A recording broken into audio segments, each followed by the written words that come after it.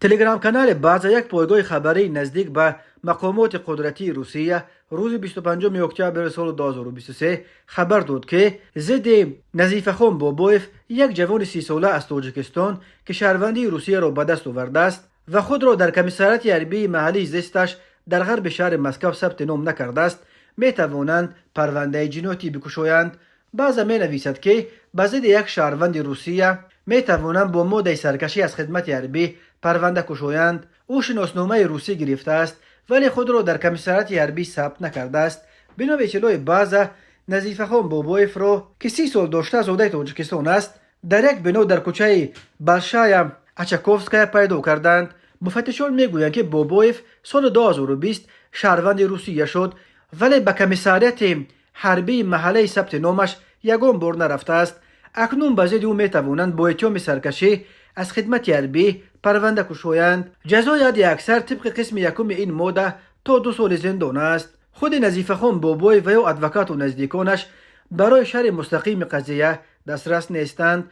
این بار اول نیست که کار نظیف خان بابایف در روسیه آمد نمی کند و او گرفتار مشکل می شود. نام او بار اول سال 2014 وقتی که هنوز دانشجو یکی از مکتب‌های عالی روسیه بود به سر خط خبرو افتاد و آن دفعه برای آنکه بروی خط سیاه افتاده از حق بازگشت به روسیه برای ادامه تحصیل محروم گردید. آن وقت تنها با کمک سفارت تاجیکستان در روسیه مقامات این کشور اسم 14 دانشجوی تاجیک از جمله نظیف خان بابایف را از روی خط سیاه بیرون کرده به آنها اجازه بازگشت به روسیه را دادند.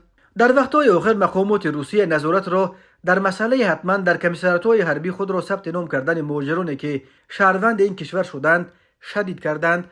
به گفته شاهدان، حالا به فرق سالهای قبل در جریان ریدها در مکانهای تجمع مهاجران از جمله در بازارها و ساختمانها و مسجدها، کارمندان پلیس بیشتر نه مهاجرانی را که ثبت نام یا پتنت ندارند بلکه آنهایی را میجویند که شهروندی روسیه دارند. صاحبان شناسنامه‌های روسی را به پلیس و یا راست به کمیساریات حربی برده طلب میکنند که خود را ثبت نام کنند. برخی منصبداران و سیاستمداران روس به مثل رئیس کمیته تفتیشات روسی الکساندر باستریکین و دپوتات دومای دولتی سرگئی میرانوف دعوت کرده ایستادند که مهاجران را که شهروند روسیه شدند در صورت سرکشی از رفتن به جنگ ضد اوکراین از شهروندی محروم کنند. باستریکین چند پیش طلب کرده بود که در نوبت اول مهاجران را که شهروند روسیه شدند به جنگ ضد اوکراین برند تا که آنها به گفته این منصبدار روس در عمل صداقت خود را به وطن نوشان نشان بدهند.